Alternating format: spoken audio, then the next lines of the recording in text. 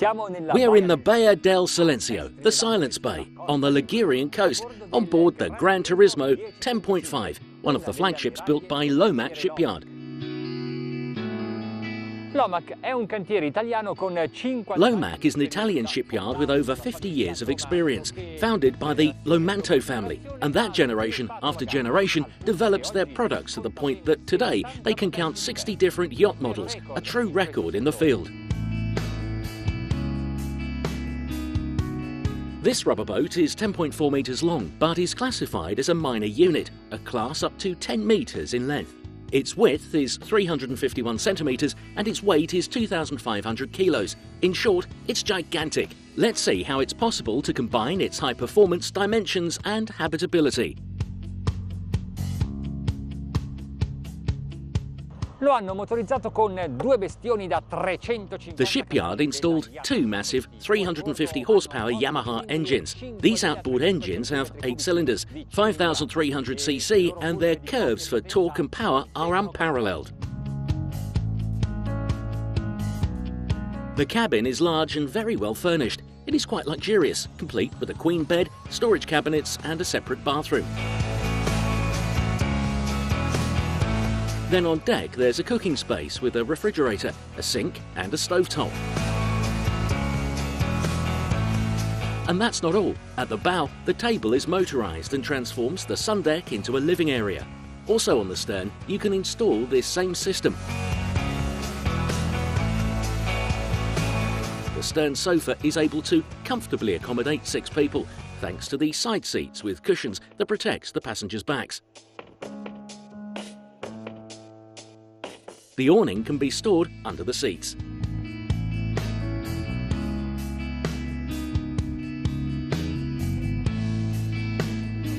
The entire construction, from the materials to the building methods, from the furnishings to the accessories, seems to be of a higher level with respect to other LOMAC models, from more economic series, as well as similar models for competitors. Is it possible for a boat to go so fast while being this fully furnished? To make a solid boat without adding excess weight, they have built with vinyl resin and quadriaxle tissues. Before going to try it out, we should consider the pneumatic parts to this boat. They have adequately proportioned the tubes so that here at the stern they are at their maximum diameter of 66.5 centimetres, and at the bow they are much more slender.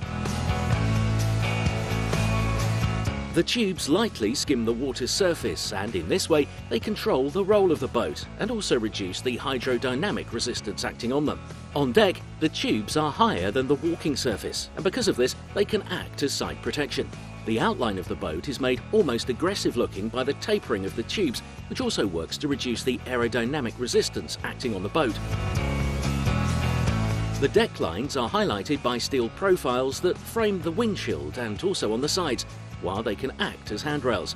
This model is available with hull, tubes and finishings of various colours. It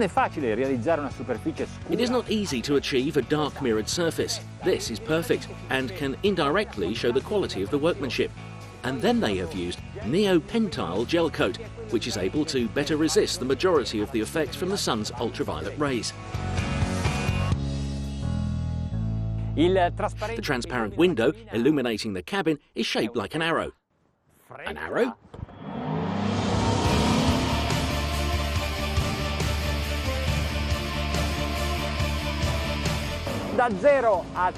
From 0 to 30 knots in a moment.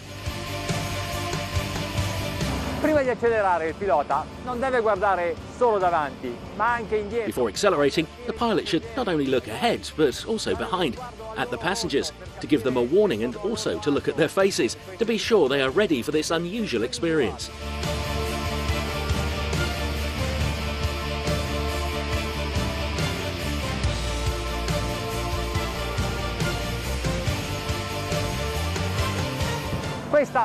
This is the maximum engine power available for installation, 700 horsepower. The world of boats is very different to that of the world of cars and motorcycles. Here, the excesses are the norm.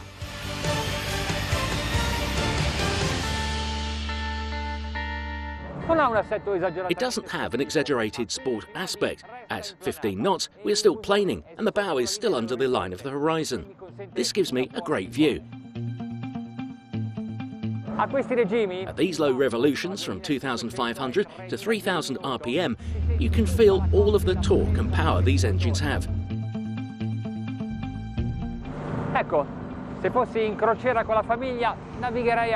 Now, if I was cruising with my family, I would sail at this speed, 25 knots. The fuel consumption for both engines is 62 litres. Although, if the family is more sporty, well, you can also do more, eh?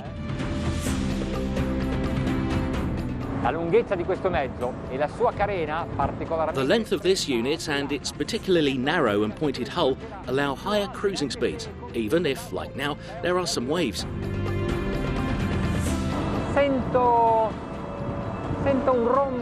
I hear a roar, 3,500 RPM, 30 knots. In my opinion, the engines want to run. Me? Yes, me too. The pickup is impressive.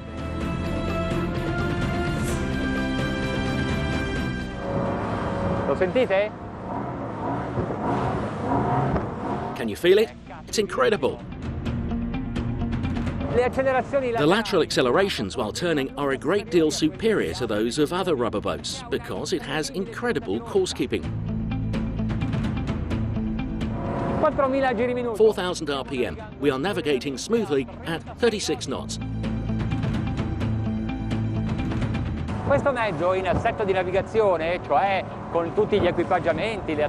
This unit, with all its equipment, its outfitting, the fuel, the water and the passengers, reaches a weight of about 3,500 kilos.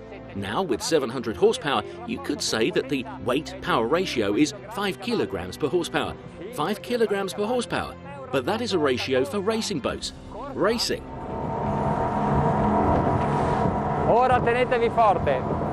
Now hold on tight, because we are adjusting the trim little by little and increasing the speed 1 knot at a time.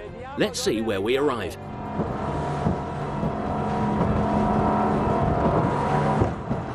Oh, we are flying over the waves.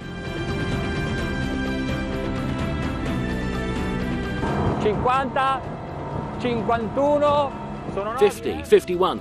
These are knots, right? 52, 53 knots.